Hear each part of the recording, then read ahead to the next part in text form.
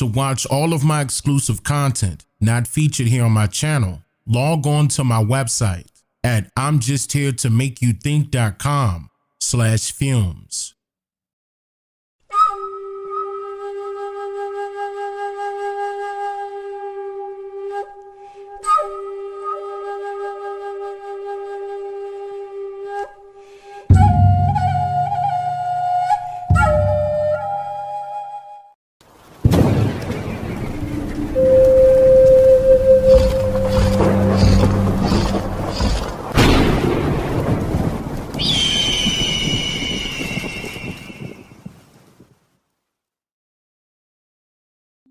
Let's begin with a quick reminder of some important factors that are detailed in part 1 of this segment, like the fact that I proved to my viewers where the term Native American derived from and why it was used to describe only incoming foreigners of other countries that adapted nativism as their way of life. I also pointed out that the incoming foreigners between the 1700s and the 1900s were considered criminals, or rather peasants, by the countries of origin they were expelled from, and the punishment was to be transported to foreign parts of the world that foreign governments somehow managed to claim ownership of by remote control. My viewers were also made aware of the details behind the third largest political party of that time, called the Native American Party, which was in fact organized for the strict purpose to serve as salvation for only particular foreigners of specific countries who believed in only particular religious choices. This was the first use of the term Native American recorded in history.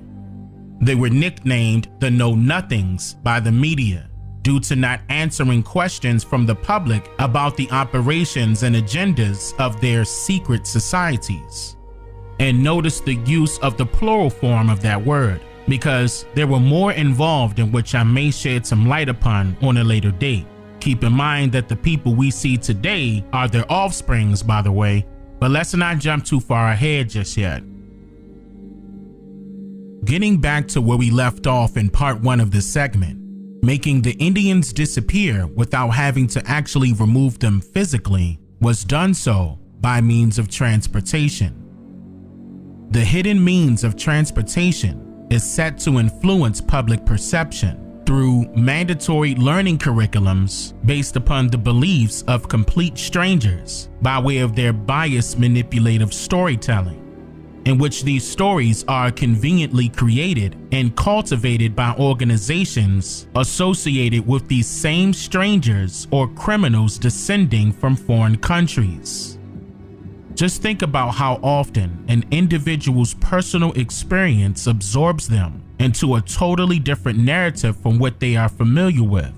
Like, for example, complete strangers that are in formation with writing fairy tales over and over again, until you accept it as your factual history, propelling you into a transportation with your eyes open as you assume the characterized role of whatever the strangers presented and deem as your story.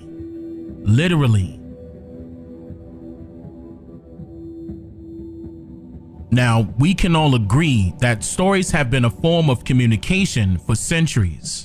And according to an article written for Oxford Research Encyclopedias, published January 25th, 2017, on the topic of transportation theory, it states, quote, "Oral storytelling allowed for individuals to share and pass down knowledge before written communication was widespread.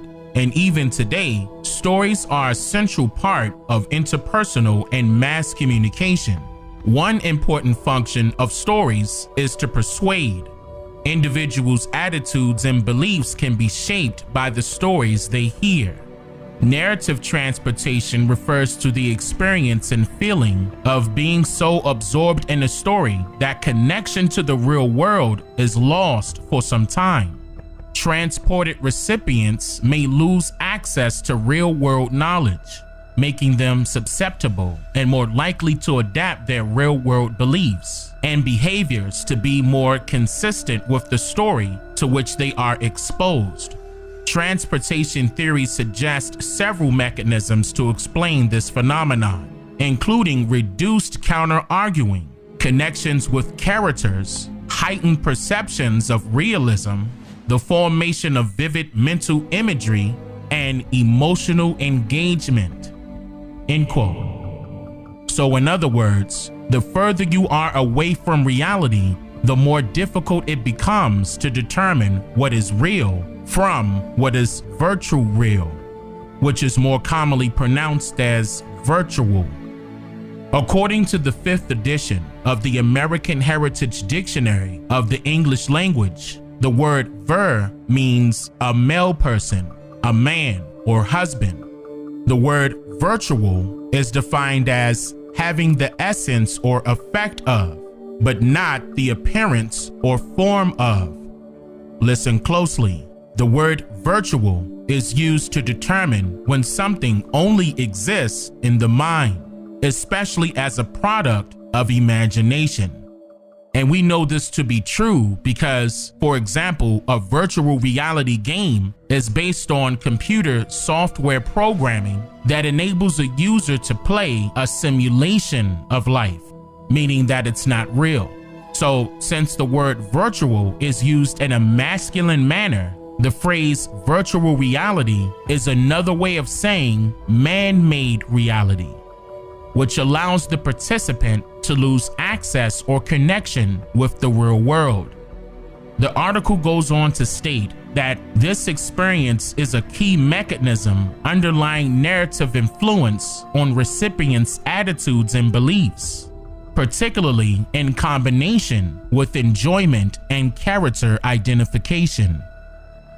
I'll give you an example of this combination of enjoyment and character identification, like Harriet Tubman and Nat Turner, for instance, which are both heavily campaigned fictional stories that were narratively transported through acts of Congress into a particular generation's reality by way of indoctrinating school curriculums following orders of the government.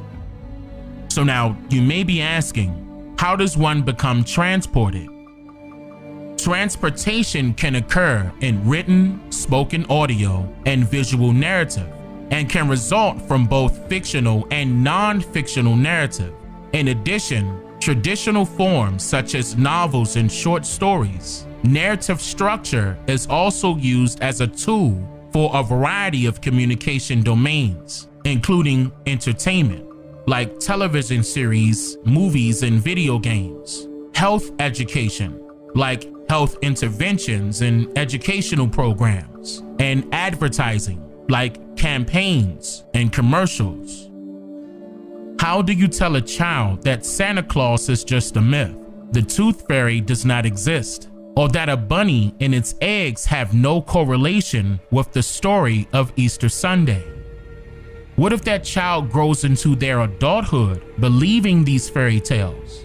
Are the parents to blame for sharing blatant lies with their children? Is lying to children a part of developing their mental capabilities? And once that child becomes an adult with their own children, is it still okay to continuously spread those same lies? This social engineering tactic is traditionally utilized by the anonymous writers of American history, along with the dictators of the American educational system, in order to provide the needy, whether child or adult, a false hope and a false hero or heroine, manipulating their minds to consent to be controlled, and blinded from it all due to the enjoyment of identifying with these characters that strangers have created. What's noteworthy here is how all of this truly affects the children as students in compulsory educational institutions systematically, and this fact can be identified as true even today. For example, the story of the transatlantic slave trade being used as part of school curriculums only, and not a factual story that was traditionally passed down by knowledgeable elder members of our families or tribes. You're a Negro. No. I am your teacher. You are a Negro. No. Suppose I threatened to beat you, what would you say? Aren't you a Negro now? No. What are you? I'm black and beautiful. What is your nationality? My nationality is Afro-American. Suppose I had some money in my pocket. Suppose I gave you $1 to say that you're an American Negro. This is money now. Money talks. Money talks. This $1. And if you don't say it, you don't get it. You're an American Negro, aren't you? No. You won't have any money. You know you need money, don't you? Yeah. You need money to live, don't you? Yeah. All right. All you have to say, Leon, is that you're an American Negro. Aren't you an American Negro? Are you an American Negro? No. What are you? I'm black and beautiful. What's your nationality? My nationality is Afro-American. Very good, man. Keep it up. Go sit down. You had to think about that a minute, didn't you? Yeah. All right. All right, everybody. What is your nationality? My nationality is Afro-American. So as the American Negro Indian, or rather the indigenous Niji, assumes a new role and a new title, then a new character is created. And this character is portrayed by the Native American. It is a foreigner that is presumed to know nothing, devoid of his or her true culture, heritage, traditions, and history. The image shown of the Native American is one of fiction. A Native American is a naturalized citizen of America, an immigrant who now replaces the original. And the creation of this character began just the same as with the other characters, which have been created to assume the identity of the American Indian with political affiliation, because only you can ultimately decide which form of politics you're going to affiliate yourself with. Whether it's being politically correct, for example, when you consent to terminology strangers choose to use to describe you, or which eye of the snake of flashing light parties you choose to be amazed by. You make kind of a provocative comment in your new book here, Mugged, and I think it's on page 151. You write that various groups, feminist, gay rights groups, and those who are defending immigrants have commandeered the black civil rights experience. Yes. What do you mean by that? Yes, I'm glad you asked that, because I think it's one of the most important points of the book. I mean, I think the way liberals have treated blacks like children, and many of their policies have been harmful to blacks, at least they got the beneficiary group right. We do have to, I mean, we shouldn't.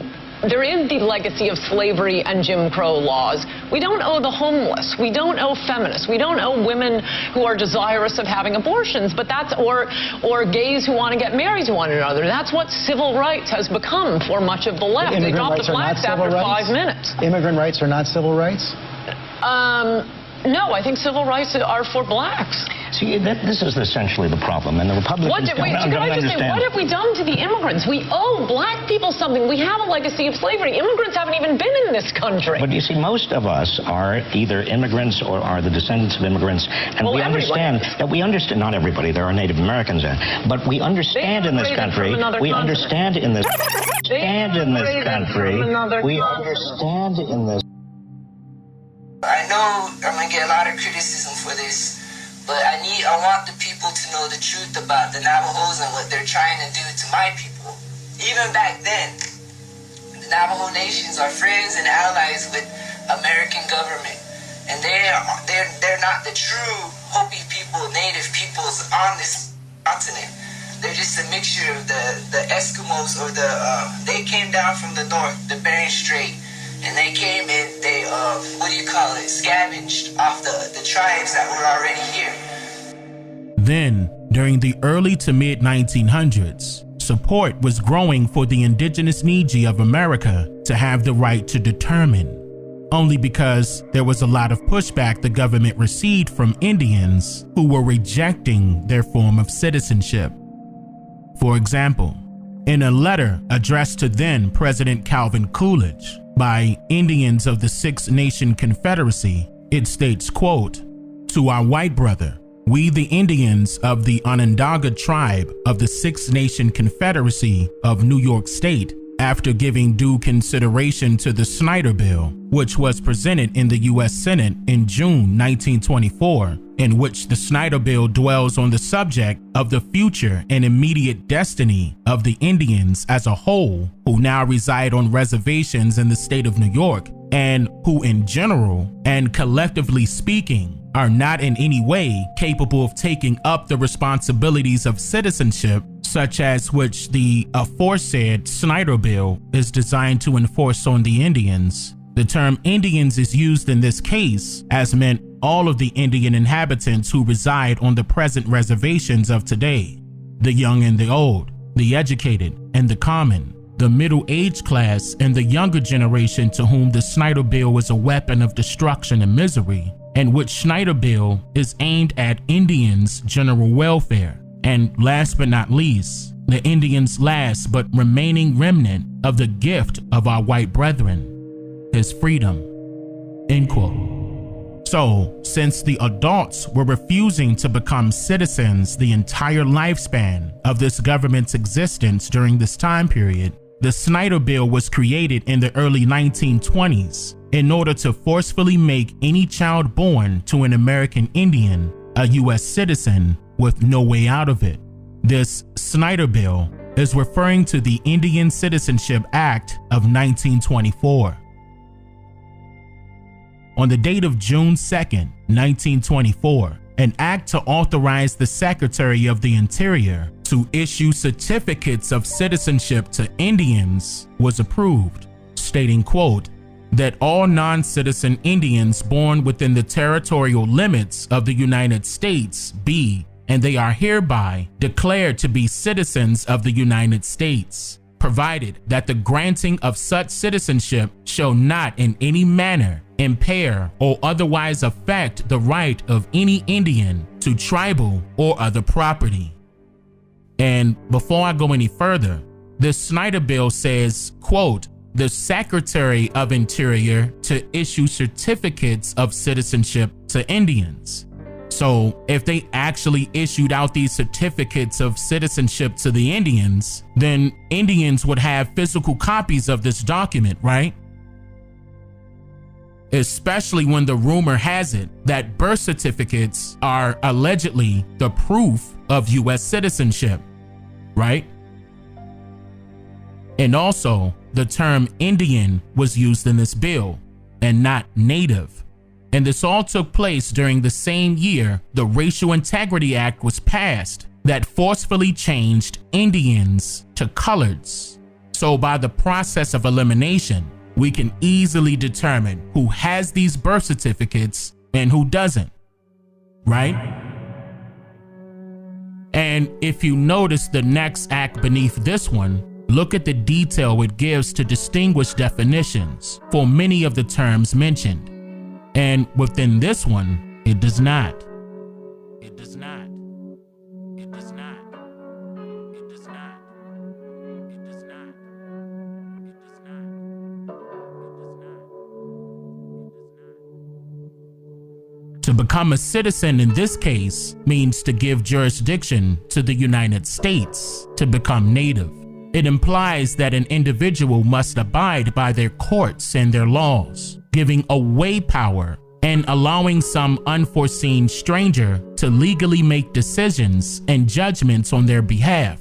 And this power of attorney does define in large contexts what this means. It is free range of all legal decisions and judgments, which includes an abstract of judgments, which can be used to remove the remaining power that Indians have to all real estate and Indian-owned private lands. So, what is this abstract of judgment? An abstract of judgment is a written summary of a judgment which states how much money the losing party owes to the person who won in the case of a lawsuit. The purpose of an abstract of judgment is to create a public record and create a lien or claim, if necessary, on any real estate owned or later acquired by the loser. located in the county in which the abstract of judgment is recorded. The American Indians knew that assuming a different identity would conflict with matters and contracts already in play, and that is why they originally rejected the U.S.'s offer of citizenship. They wanted the right to decide, a right to determine how they would govern themselves. The Snyder Bill only gave them the right to tribal or other property. And this is why self-determination was so important. According to Cornell Law School, self-determination denotes the legal right of people to decide their own destiny in the international order. Self-determination is a core principle in international law. Self-determination is referenced in two ways. It's usually distinguished between internal and external. And according to Cambridge University Press, in an article published July 3, 2013, labeled Internal Self-Determination in International Law, a Critical Third World Perspective, it states, the idea of self-determination was a complex of ideas rather than a single concept. Thus, the principle of internal self-determination, or self-determination on the national level, should be distinguished from that of external self-determination or self-determination on the international level. The former was the right of a nation, already constituted as a state, to choose its form of government and to determine the policy it meant to pursue. The latter was the right of a group which considered itself a nation to form a state of its own.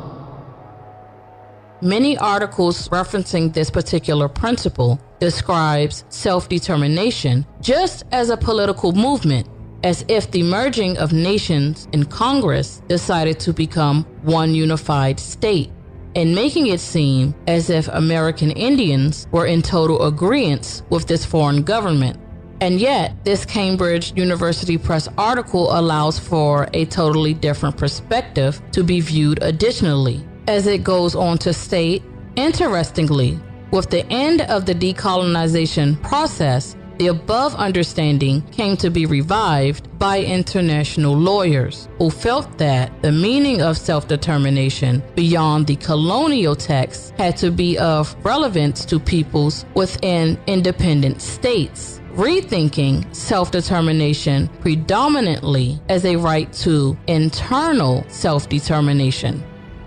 The concept was taken and totally reversed, asking for each individual to now identify with who they think that they are. Who do you see yourself as on an individual basis? Who do your children identify as when you are not around to correct them?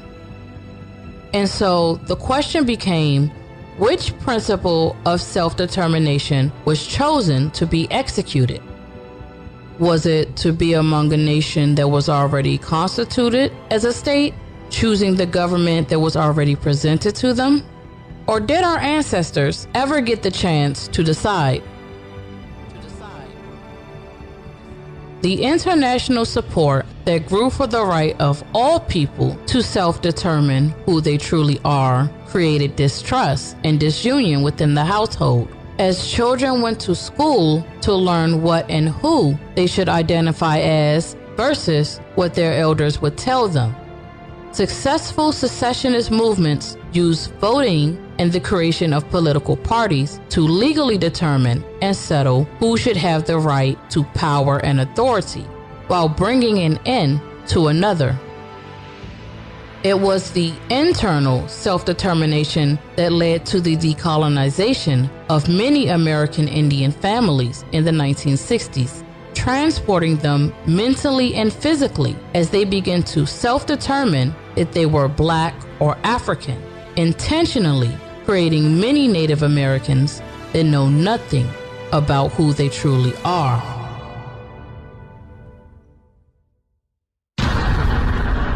I'm just here to make you think.